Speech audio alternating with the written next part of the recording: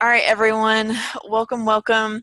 This is going to be an excellent overview for you guys if you are just starting to get into subscription boxes, or even if you've been around for a while, maybe it's your second launch. This is going to be a well-rounded discussion on what inventory looks like, what it should look like, and how to align the two. So I am going to be sharing my screen with you guys. All right.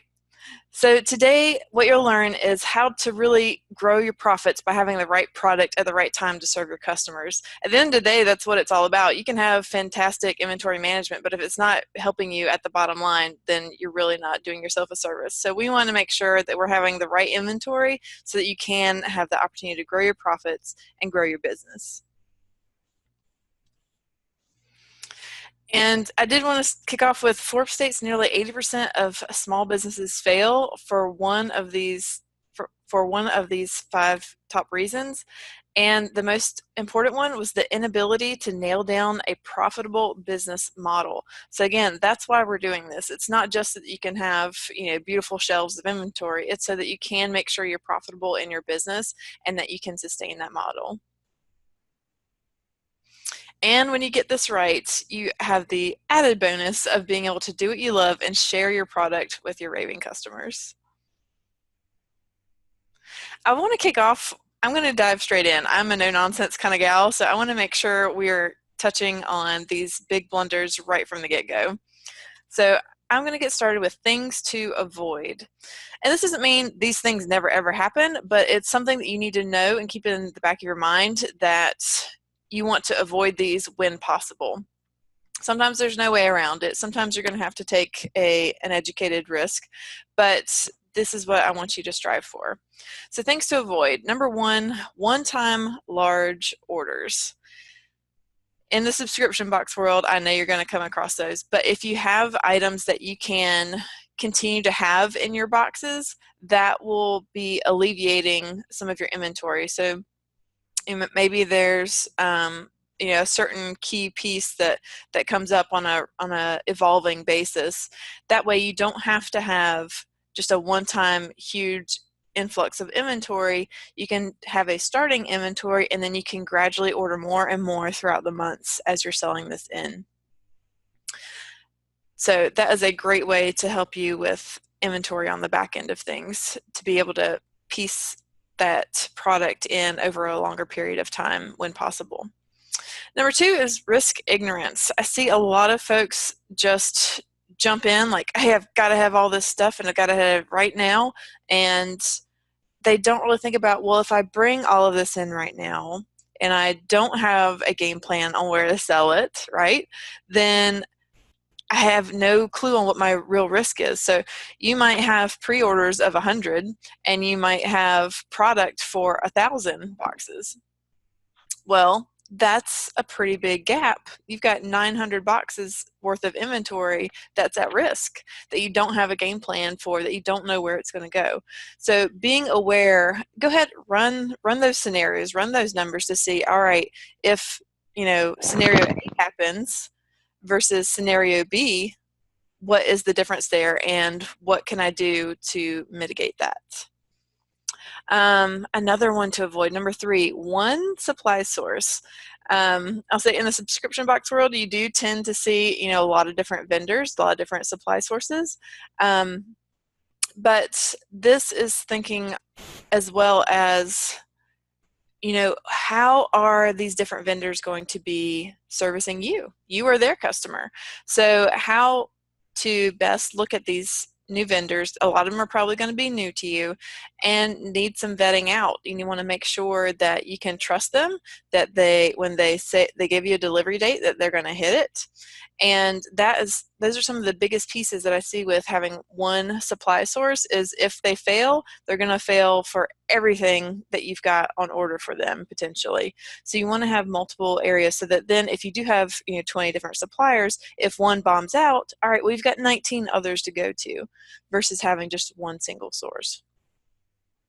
Number four, not incorporating extra transit time. Funny story, I was working with a client and she was really excited about this product, but it was coming from Europe.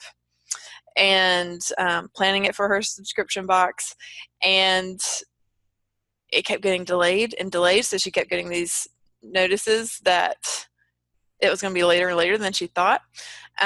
So being able to incorporate extra transit time, especially when you're talking overseas, whether it's Europe, whether it's Asia, wherever your product's coming from, stuff happens. Cargo containers flip over. There can be port congestion. The manufacturer could be delayed on their side as well. You do not ever want to have your inventory coming in at just the nick of time in order to ship right back out to your customers. Please, please, please always incorporate a little bit of extra transit time. And there's different ways to do that. You can do kind of a generic 2 weeks or a generic 30 days to get things started is a good starting point. But then as you get more sophisticated and more detailed into your business, you can start seeing, all right, what's the lead time of these products? And based on that lead time, that's how much extra transit time I want to have in play. And then number 5 is no plan for optimal inventory. So it's just kind of winging it, just, hey, I need 200 boxes worth of goods, and hopefully I'll sell them all. But again, coming back to what scenario A versus scenario B, what happens if I sell more than that? What happens if I sell less than that? And having a plan set aside for what happens in those scenarios. So if then, kind of have your little grid of if this, then yes, then one thing, if no, then another. All right, so those are things to avoid, and what we want to do instead are these 5 items over here on the right. So things to do instead: pre-orders. You guys, actually, subscription boxes are excellent at this. I've never seen it more prominent in the product world. You guys actually do a fantastic job of this. So having pre-orders is a wonderful way to help you with inventory. You're basically getting a commitment from someone that says, yes, I want to buy from you. And you might already even have their card on file. This is fantastic. Do this as much as you can.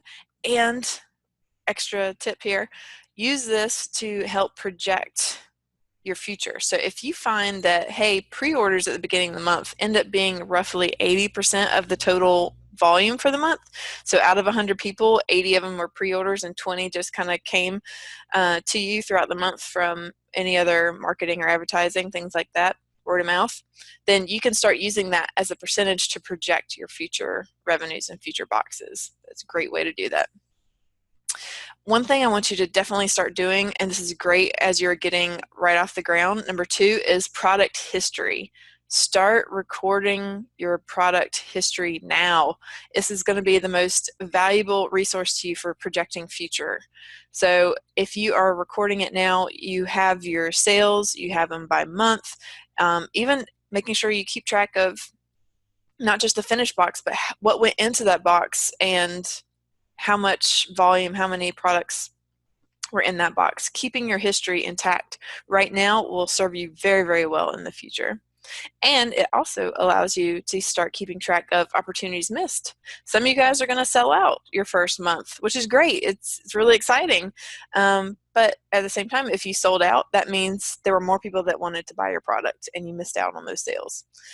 So being able to capture that and saying, oh, you know what, I probably could have sold another 50 boxes. Keep track of that now and use that to your advantage when you're preparing for the future boxes. Marketing collaboration. As probably a lot of subscription box owners, you're kind of a solo entrepreneur. So when you make marketing decisions, you know about them, which is great. But as you get bigger or you start to scale, you might outsource a portion of this marketing. You might outsource the Facebook ads. Make sure you are tied at the hip with that person or that team so that you are on the same page. The example I like to give is when one person sees that something's not doing well and they try to start flash sailing it, getting rid of it. And then the marketing person sees, oh, something's not doing well. Let me try to promote it and sell more of it. So you've got one person over here trying to clear out inventory and the other one over here trying to promote it. And that does not work well together. So make sure you're tied really well with marketing collaboration. If you're running a special, if you're doing something out of the ordinary, have a plan in place on, all right, it should yield you some sort of result. If you are doing extra ads, all right, I want these ads to give me another 20 boxes of orders. That's what you need to be looking at and tying those numbers together. Also, looking at the cash value of inventory, I see that most business owners either do one or the other. They're either looking at the units of inventory or they're looking at the cash, rarely looking at both. So I want you guys to consider looking at both. You'll have, you have your goods that you're going to put in your box, and then what's the cash value of that as well, because that will start to help you make some buying decisions going forward. When you see, oh, I've got, 100 products on the shelf, or no, I've got $2,000 worth of products on the shelf, it makes you really think hard on what decisions you're going to make for future inventory. And number 5, you're going to hear me say this a lot probably, evaluate the risk and the opportunity in your inventory. So again, if you have a projection of, being able to sell 200 boxes, and you think if you ran Facebook ads, you could actually sell 300, then that's a 100 box opportunity there. But at the same time, if you say, all right, now I'm going to do those Facebook ads and I'm going to try to get 300, you really don't have a guarantee. You might be able to use your pre-orders and some ideas on being able to project what you're actually going to hit. So 300 is definitely your goal, but what's the risk? You don't have that 300 in the hand yet. So until you do, you've got a little bit of risk there. So you might have 100 or 200 boxes worth of risk to be considering in being able to help you achieve those numbers. So big takeaway here, when you get this right, when you get inventory right, you get to have minimal inventory for maximum sales. That's what we want to do. That's what's going to help you get to that profitability goal the fastest, is being able to manage that inventory well. It also frees up your cash to fuel more growth. I've seen a lot of commentary in Facebook groups and from talking to other subscription box owners that being able to manage their cash is really difficult, and this is something that has to happen in order to fuel more growth. The blessing and curse with product businesses is when you make great sales, it's great for a moment, and then you realize that, all right, now I have to take that cash that I just made and infuse it into next month's subscription box or the next box that's coming out. And when you get this right, you do get to seize those new opportunities. So if you see that you've sold out this month, that allows you to project more for next month. That allows you to see, all right, if I'm going to do these marketing efforts, how much more could I get? So being able to look at that strategically will help you seize those new opportunities and grow your business. So now I'm going to hop into some Q&A questions I got earlier. So I've got a handful of these prepped. So how do you predict how much to buy each month? This is a question that comes up with everybody, right? You want to sell enough to sell out, but not too much. And is there a trick to this? Yes and no. I won't say there's a trick, but there's the way you need to go into it with open eyes. So when you are predicting how much, if you're just starting out, you basically need to have a goal. If your goal is to sell 100 boxes the first month, then it's going to be very much a test phase for you. So you're either going to be promoting through social media, or you're going to be promoting in other ways in order to get that 100 boxes. You're probably going to want to try to take pre-orders and also use that information. The more information you have, the more robust your predictions and projections will be. So what I tell my clients is to really focus on what information you do have. So if you do have pre-orders, great. You need to actually buy to those pre-orders, and then how much more do you want to take on as potentially risky or potentially opportunity that you could also take into account there. So that could look like, all right, my goal is 100 boxes. I've got 50 in pre-orders. All right, I'm going to buy 110 or 115, so maybe that 10 to 15% extra. It really depends on if you're more concerned about missing sales or ending up with too much inventory. If you have a good exit strategy for your inventory, then it's probably more risky for you to be missing sales and vice versa. So there is a game plan, there's thought that needs to go into it, and really getting it down on paper so that it's in front of you and you know what you were planning is going to be really helpful for you.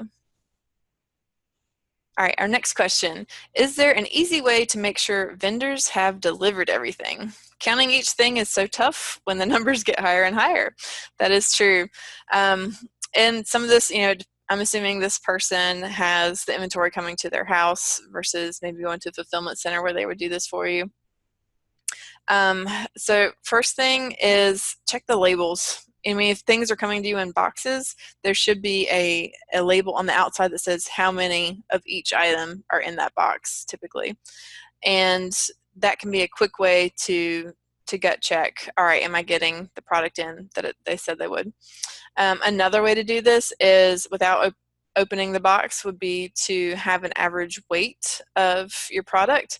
Someone that might have shave club and has razor blades, if she's getting thousands of razor blades in at a time, you don't necessarily want to go through and count all the razors as they're coming in. That would be tedious and a waste of time. But what you could do is, all right, let's put this on a scale. If it's 50 pounds and I know my average razor weight is X, then you can get an estimate of, all right, the vendor might have been off by 1%, but I'm good with that. You can start, that's the one place that I focus in on, especially when it's small items that are coming in big boxes. You don't want to have to go through and count each little thing. That's a great way to look at getting at least very close to what the vendor said you were going to have. All right, next, are there any computer software programs that you would recommend to easily keep track of inventory? It really depends on what software you're already using. QuickBooks does have an inventory feature, and actually the QuickBooks desktop version is best when keeping inventory. The online version really doesn't do that very well. The desktop version does, and that is a good starting point until you move higher and higher. And then, some of these are just going to be homegrown. Like if you have a fulfillment center, they should have some sort of inventory tracking for you that you can log on to.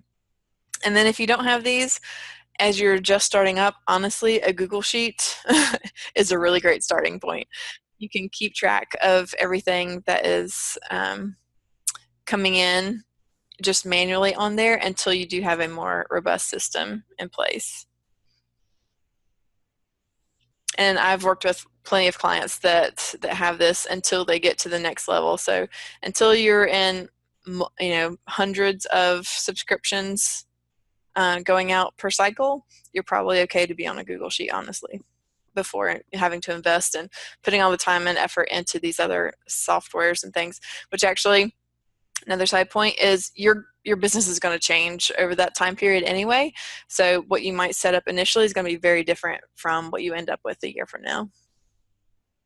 All right, and then one more question on this. Any tips on storing inventory without it taking over our homes? My biggest tip for that is go up in real estate. So if you have a lot of product, if you can get great shelving that's going to take you all the way up to the ceiling, that's going to be really good for you. And then sometimes really unboxing the stuff will be helpful as well. Because a lot of times I see people trying to keep the boxes of stuff when really it's going to be better visually for you to know if you're running out or if you've got too much by unboxing it and having it visually sitting there on the shelf. Not only is it give you a visual indicator, but it's also really easy to grab that and pack it really quick.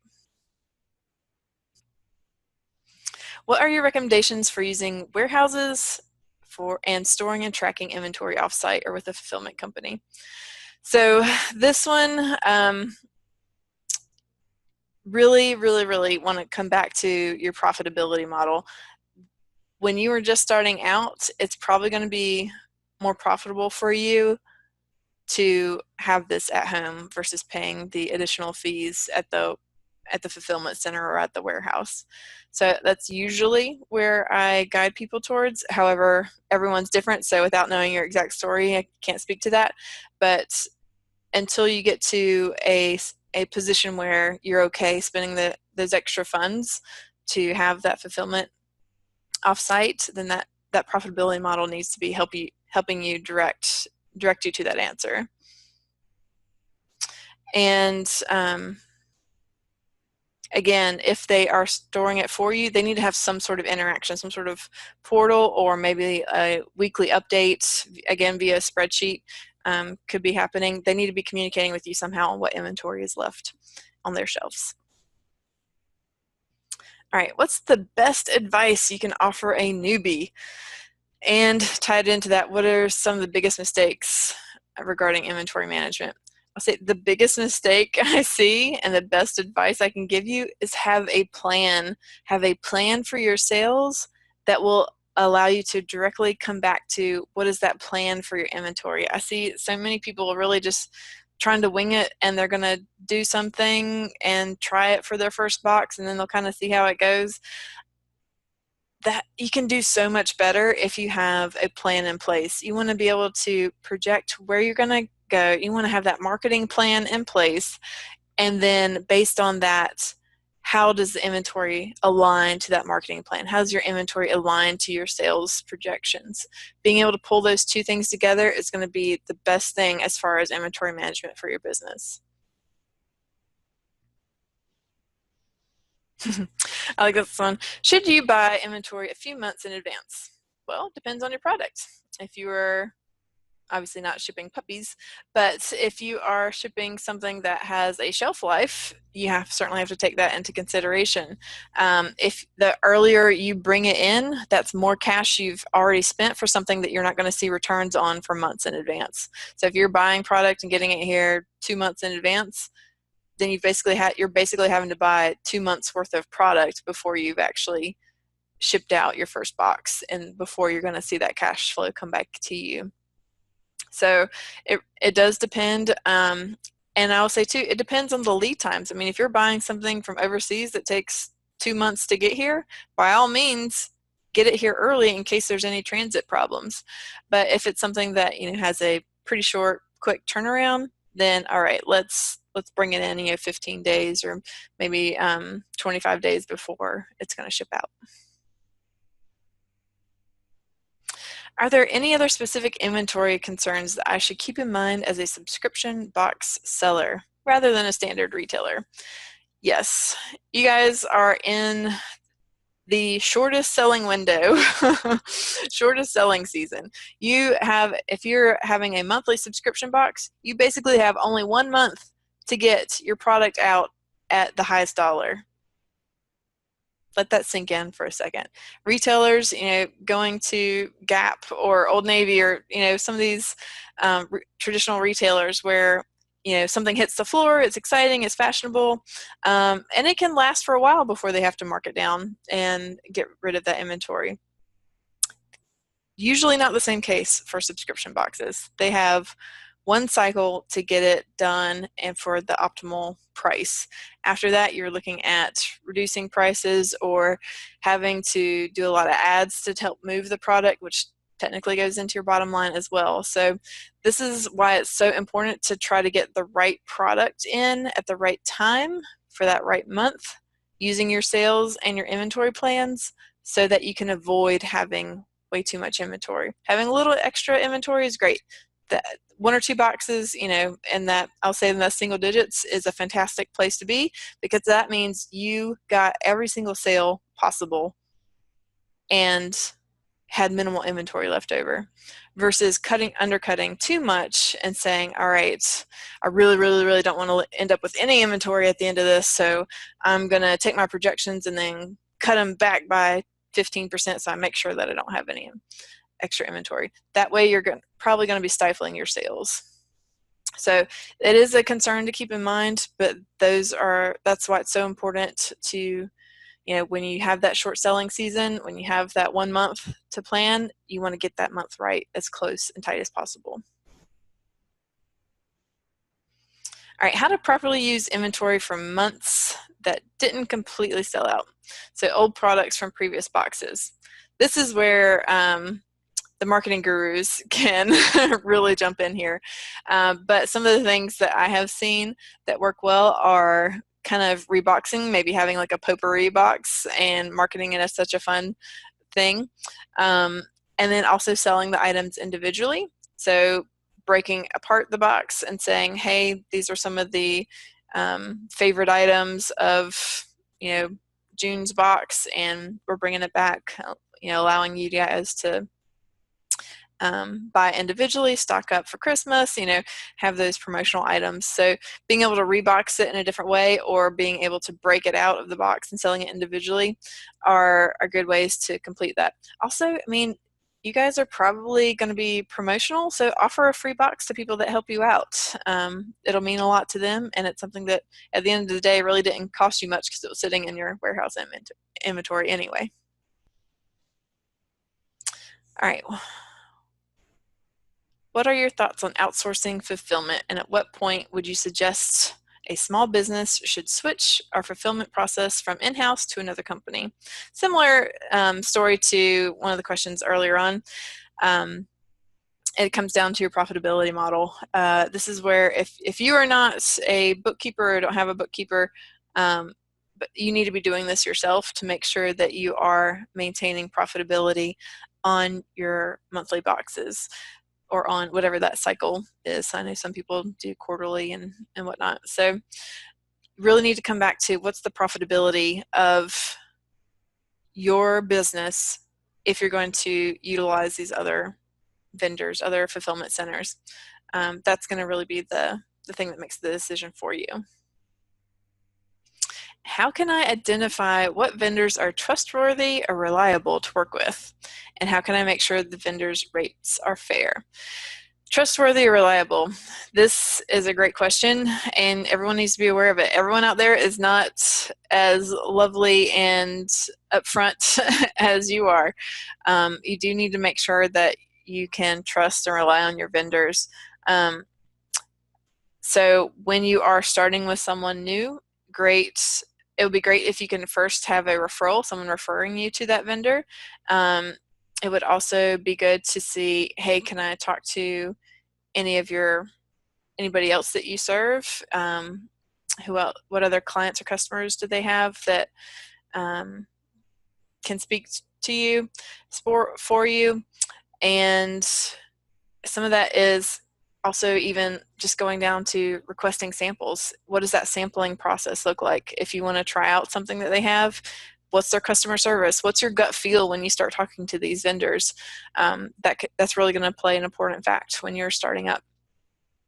And the reliability, that really comes into play with, are they able to deliver on the goods that you have requested? If they can't get a sample to you, or sometimes that's not available and you have to make that first buy, make it small to start with. You don't want to go for a huge first time buy with someone that you're not sure of. So that's a really good way to lean in there. And then how can I make sure a vendor's rate is fair? We can all be in the Amazon world and try to price check everything, but being able to either find another comparison is going to be your best bet, or being able to kind of ask other people in the space what they've been doing is a good way to do it. But you're really not going to have a whole lot of options of knowing if it's fair or not versus what's your gut feel. If someone's trying to charge you $200 for a customized pen, that's kind of a red flag that something's not up and up there. And then how do you recommend forecasting growth for future months? Guys, this is where it all comes in. This is the most important thing you can do when you're trying to prepare your inventory, is forecasting your growth. You need to have goals that you can set, that you are striving towards, and that is going to help you align on your needs. It comes down to, what's the lead time of your inventory, being able to have your marketing plan in place, being able to say, all right, if I don't hit these goals then what's my pivot point? What's my action that I have to take in order to hit those goals? Or are you just going to let it dwindle and back down? The most successful subscription boxes I see are those that when they see they didn't hit a month, they find out how to make it next month. They don't just accept that answer. They don't accept that they missed the mark. They're going to find ways to make it happen. And in order to make it happen, they need to have a goal set before them to strive for. This is where I really focus in and bring all the lead times and the marketing and the risk tolerance of clients, being able to bring that all together and project out the future growth that's going to be really, really valuable for you. All right, quick case study here. You guys might have heard of this gal, All Girl Shave Club, and this is what we did for her for planning for growth. So she had a subscription box that was growing quite quick, and a lot of times when you're forecasting growth, you're looking at history to help you project. And I'll say the best history you can have is this same time last year. So if we're here in October of last year would have been fantastic to be using as a comparison. But if you are just launching, if you are just starting up, you may not have that ability. Plus, if that was your initial year, if that was your launch year, then those numbers are usually skyrocketing, and that might not be the same thing you want to have happening for year 2, or at least not anticipating, because things, once you have a really solid base and foundation, tends to go up just a little bit slower. So what we did with her was, instead of looking at last year, we looked at versus last month. And so we were able to see what kind of trends she was seeing on a monthly basis and incorporate that for our future projections. So, if you see that you're growing by 10% or 20% a month, or shoot, maybe 100% a month, that can happen too. Being able to project that for a time period that you feel comfortable, and then continuing to reassess that every single month. So as you get actuals in for your month, then all right, let's reanalyze what our future looks like, see if we need to make any tweaks. So this is a lady that obviously had multiple products going into her boxes and was constantly looking at how much to order and reorder. And a lot of you folks are also going to see that you have seasonality. So if you find, January is a big, everybody's got their resolutions, it's a big self-help month, you're going to see spikes in January. Or if you have something education-based, you're probably going to see spikes in August when everyone's going back to school. So being able to look at that seasonality is also a critical piece for forecasting growth. And for her, we were able to bring all those pieces together and really achieve record-breaking growth for this year. So bringing it all back together, the 2 most important concepts I want you guys to remember for optimizing inventory. Number 1, forecasting your projections. Putting that on paper on purpose so that you can see where you want to go. Once you have that, then you can work on number 2, your inventory planning. So if you have your sales projections, you're going to want to then use that to back into your inventory planning. And inventory planning doesn't just mean, all right, I'm going to buy enough product to hit my sales. It means, what am I going to do with that product if I don't hit my sales or if I exceed my sales? How can I refill, or how can I replenish and capture those sales going forward? So I want to give you guys a couple resources on how I can help. I do have a free resource on my website. It's 5 profit mistakes to avoid. It's specifically geared towards product-based businesses, so I highly recommend checking that out. I do have a free Facebook group as well called Backend Brilliance, where we talk about inventory and data and ordering and suppliers, all the fun stuff for your back end, and have some really good dialogue with the other product businesses that are in there. And then number 3, I have a secret template shop. I don't share this with everyone, so you've got the direct link here. And I was going to share with you just a little bit on what that template shop looks like. So I have specifically a Crate Joy template in the shop that I use to help folks out. So this template will look not only at your customer growth, it'll look at growth by month, it'll look at how many customers were new versus how many dropped off. You know, churn is a big deal in the subscription box world. You want to know how much you're losing and how much you have to basically make up for each month before you can even grow. So this is a great way to integrate and start building that history. So if you know how many customers you have, you know how many boxes you can start planning for with that as well. The other thing we do on the template is really look at your renewals and what that estimate looks like. So in this pie chart here, you know, it's saying, all right, 25%, roughly 25% of your orders each month are from first timers, and 75% are coming from either are on repeat. So that's going to be a great piece of information for you to know for your box on how's that happening for you. Do you have 75% of your subscribers coming back to you, or do you have 50%? You want to see what kind of retention you have. And the other thing this will do is look at your churn rates and help you integrate what are your goals. How many boxes do you want to sell over the next 3 months? And there's 3 months out there for a reason, because things can change so much. You don't want to go too far out when you're buying your inventory or planning your inventory. So this will keep it in that 3-month, very manageable level to where you can see where you are and where you want to be over the next 3 months. So really good planning purposes there for your renewals. So if you're interested in those templates, it's a secret link, so that's why I wanted to post it one more time. So it's theprojectboost.com/template shop, and the Create Joy templates are the blue and the white ones there. So the Create Joy template that I just showed you on the prior slide integrates with the Create Joy downloads. So it really is very simple with downloading an export from Create Joy and popping it into the template, and it will do a lot of the manual work for you. And then you just have to work on what kind of goals you want to set for yourself. And then the Create Joy bundle, that is the same template, but then I also offer a one-on-one implementation session. So if you are anti-data, anti-reports and exporting, then I wanted to make sure there was another resource for you guys on if you needed help with that. And so not only will we pull that information together, but we'll also work on the goal setting. So that one-on-one implementation session does include working together so that we can craft that step-by-step game plan so you can hit your sales and your inventory goals. So I think that is it for us today. And if you have any other questions, you know, I hang out in back in Brilliance quite a bit, so I encourage you to check me out there. And I had fun today.